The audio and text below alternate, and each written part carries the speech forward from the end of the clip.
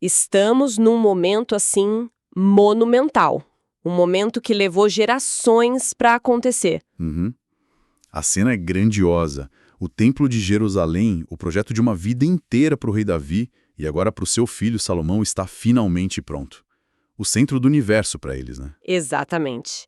E Salomão se levanta na frente de toda a nação, não só para, sei lá, cortar uma fita de inauguração.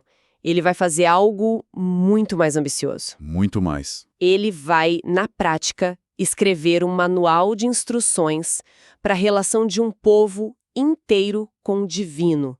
Um guia para todas as crises possíveis. Isso. Nossa análise hoje mergulha fundo nesse momento, na oração de Salomão registrada em 2 Crônicas, capítulo 6, usando uma Bíblia de estudo como nossa fonte. A missão é entender o que essa oração revela sobre a relação entre Deus e as pessoas, sobre justiça e perdão. Ok, vamos analisar isso. E esse enquadramento de manual de instruções é perfeito, porque não é uma oração espontânea, sabe? Cheia de emoção no momento. Não, não é. É um discurso teológico, fundamental, pensado em cada detalhe, que vai definir o propósito do templo para os séculos seguintes. Salomão está estabelecendo as bases, dizendo, olha, é assim que este lugar funciona, é para isso que ele serve, é a grande declaração de propósito do projeto. Exato. E ele já começa de um jeito que deve ter deixado todo mundo, assim, coçando a cabeça. Ele diz que o Senhor habitaria em trevas espessas e que ele construiu este templo magnífico como uma casa para tua morada. Tudo certo até aí. Até aí, tudo dentro do esperado. Mas no instante seguinte, ele vira o jogo. Ele questiona a própria ideia do que ele acabou de fazer. É uma jogada de mestre, né? É uma jogada arriscadíssima. Imagina o cenário. Você investe anos, uma fortuna incalculável, o trabalho de milhares de pessoas para construir uma casa para Deus. Certo. E no dia da inauguração, na frente de todo mundo, você basicamente diz, então, será que isso aqui funciona mesmo? É uma quebra de expectativa monumental. Total? Totalmente. Ele fala com todas as letras, está aqui no versículo 18. Mas será que de fato Deus poderia habitar com os homens na terra? Eis que os céus e o céu dos céus não te podem conter, muito menos este templo que eu edifiquei. Nossa, isso é de uma honestidade teológica assim brutal. A pergunta que fica é, se o próprio arquiteto e patrocinador da obra admite que o prédio é pequeno demais, qual é, afinal, o propósito disso tudo? Por que construir? E é aí que está o pulo do gato teológico, que as notas de estudo da nossa fonte ajudam a desvendar. O templo não é uma casa para conter Deus. Isso seria diminuir o infinito, colocar o Criador do universo numa caixa por mais gloriosa que ela fosse. O templo funciona como um ponto de referência, um lugar para o nome de Deus. Certo. O nome. Mas por que usar a palavra nome? Parece tão simples. Se a ideia era falar da presença de Deus, por que não usar uma palavra mais forte, mais direta? O que essa escolha de palavra nos diz? Essa é a questão central. Nas culturas semíticas da época, o nome de alguém, Shem em hebraico, era muito mais do que um rótulo. As notas de estudo explicam bem isso. Ok. O nome carregava a essência da pessoa. Seu caráter, sua reputação, sua autoridade, sua presença manifesta. Dizer que o templo é para o nome de Deus é dizer que aquele lugar é o endereço terrestre da reputação e do caráter de Deus. Ah, entendi. É o ponto de encontro simbólico, o lugar onde a presença de Deus se manifesta de forma especial na Terra. Peraí, então a ideia toda não é prender Deus num lugar, mas sim criar um ponto de acesso. Como se o templo fosse uma antena gigante e não importa onde a pessoa esteja, ela pode se sintonizar com ela para mandar sua mensagem. É a melhor forma de ver. E isso muda tudo. Desmonta a ideia de um Deus local, tribal, contido numa caixa. Isso. E apresenta um Deus universal que pode ser acessado de qualquer lugar, desde que a intenção se direcione para aquele ponto focal. E Salomão deixa isso explícito, né? Ele não pede que as pessoas orem no templo. Exato. Mas sim em direção a ele. Elas podem estar no campo de batalha, em outra cidade, ou até mesmo no exílio. Certo. E o pedido de Salomão é sempre o mesmo: ouve tu dos céus, do lugar da tua habitação. A antena está na terra, mas o receptor está nos céus. É uma solução genial para o paradoxo que ele mesmo criou. Totalmente. Deus não está contido, mas está radicalmente acessível. E essa ideia de acessibilidade não fica só na teoria, né?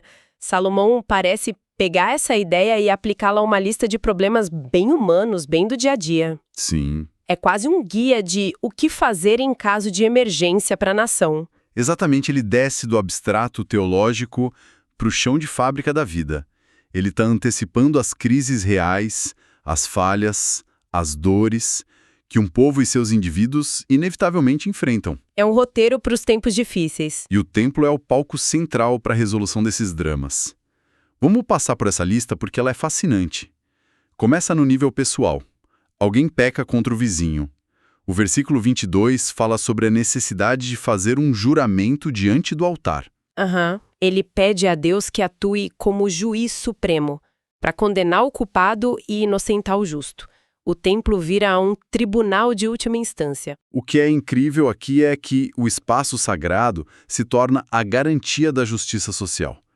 Fazer um juramento ali não era pouca coisa. Imagino. Acreditava-se que mentir diante do altar traria consequências divinas imediatas. Então, o templo não é só para louvor, é para resolver disputas e manter a coesão da comunidade. Daí ele escala para as crises nacionais. Versículo 24. Derrota militar, quando o povo for derrotado por um inimigo por ter pecado. E aqui a gente começa a ver um padrão muito claro se formando. Sim, um padrão de causa e efeito que vai se repetir. A premissa teológica é: a fidelidade à aliança com Deus traz bênçãos, como a vitória. A infidelidade, ou pecado, traz consequências negativas, como a derrota. E a solução, o procedimento operacional padrão em caso de crise, é sempre a mesma. Se eles se arrependerem, se converterem e orarem na direção deste lugar... Ouve tu dos céus, perdoa o pecado do teu povo, e faze-os voltar à terra. Esse ciclo é a espinha dorsal de toda oração, né? Ele se repete vez após vez. Sem dúvida. O cenário seguinte é o desastre ecológico e econômico. Versículos 26 a 28, ele é super específico. Muito. Quando o céu se fechar e não houver chuva. Uma seca que destruiria a economia agrária deles. E continua. Quando houver fome na terra ou peste, havendo ferrugem ou mofo, gafanhotos ou lagartas, isso não é poesia. É o pesadelo de qualquer agricultor da antiguidade. Exato. E, de novo, a mesma fórmula. Se orarem voltados para cá, ouve e perdoa. O que estamos testemunhando é a construção de uma teologia da restauração. Salomão está estabelecendo um mecanismo, um caminho de volta para casa, não importa o quão longe o povo tenha se desviado. O ciclo é claro. Pecado ou afastamento. 2. Consequência dolorosa, seja derrota, seca, praga. 3. Arrependimento e oração orientada para o templo. O pedido de intervenção divina, isso. Ouvir dos céus, perdoar e restaurar a situação. O templo é o epicentro físico desse processo de reconciliação. Ok, a lista continua com derrota militar, seca, pragas, tudo que se espera de uma nação agrária daquela época. Mas aí, no meio disso tudo, ele joga uma curva que eu não estava esperando. Ele começa a falar do estrangeiro. O que ele está fazendo aqui? Olha, essa para mim é a parte mais radical e à frente do seu tempo em toda a oração. Nos versículos 32 e 33, ele fala de uma pessoa de uma terra distante. Certo. Alguém que não tem laços de sangue com Israel, mas que ouviu falar da reputação de Deus e veio orar em Jerusalém. E ele não pede para que essa pessoa seja ignorada ou tratada como cidadã de segunda classe. Pelo contrário. Não mesmo. Ele pede que Deus ouça e atenda ao pedido do estrangeiro. Por quê? Ele mesmo dá o motivo. A fim de que todos os povos da terra conheçam o teu nome e te temam, como o teu povo de Israel. É globalista quase, é revolucionário para a época. Pensa no contexto. A maioria das religiões do Oriente Médio Antigo era tribal e exclusiva.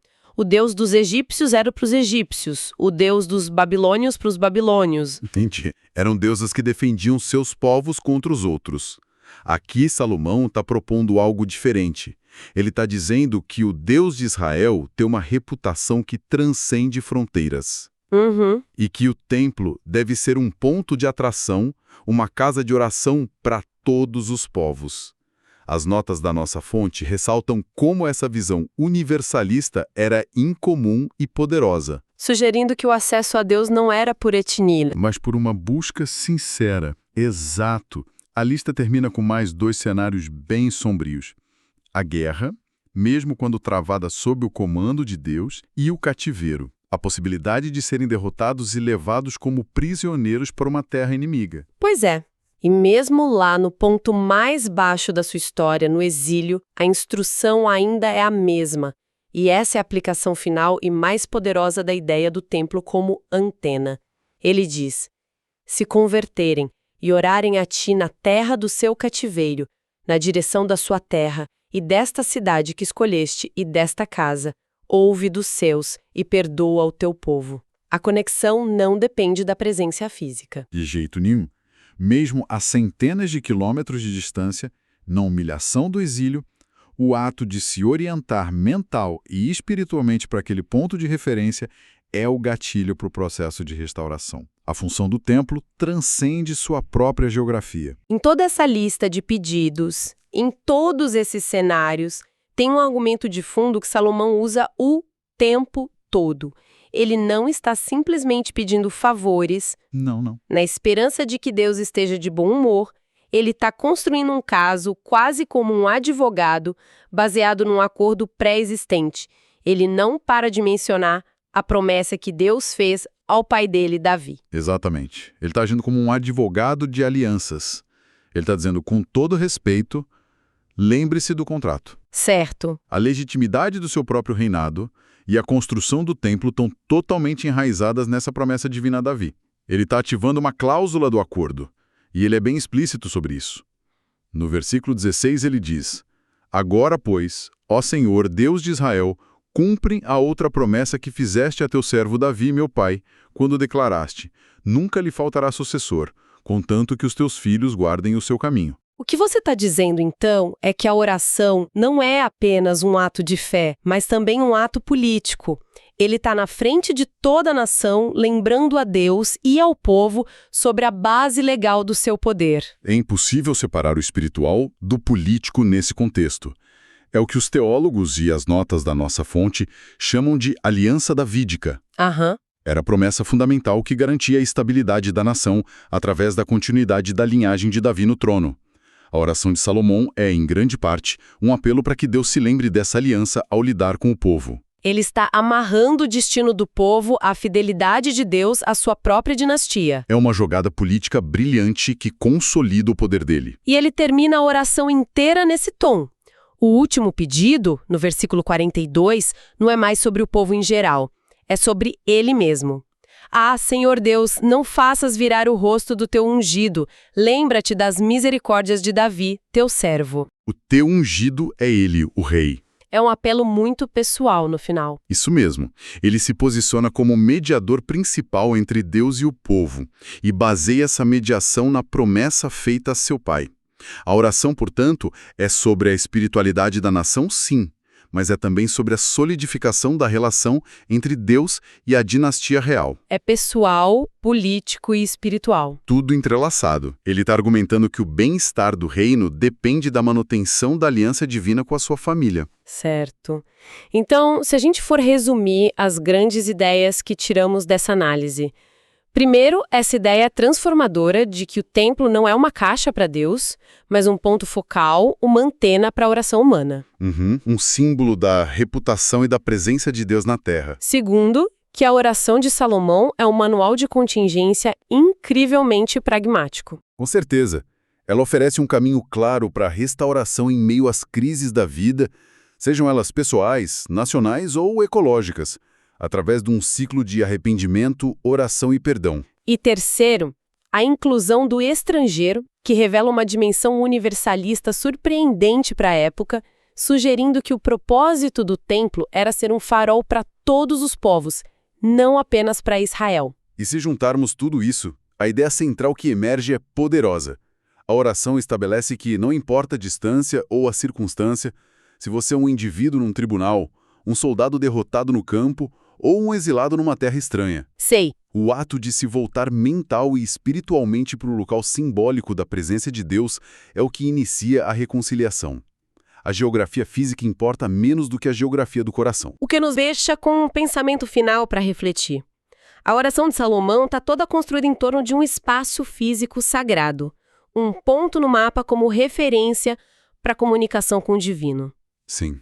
Num mundo como o nosso, onde para muitos não existe mais um centro geográfico único para a fé, onde os templos são muitos ou às vezes nem existem, como essa ideia de se voltar para um lugar sagrado se traduz hoje? O que serve como nosso ponto de referência para buscar justiça, perdão e restauração?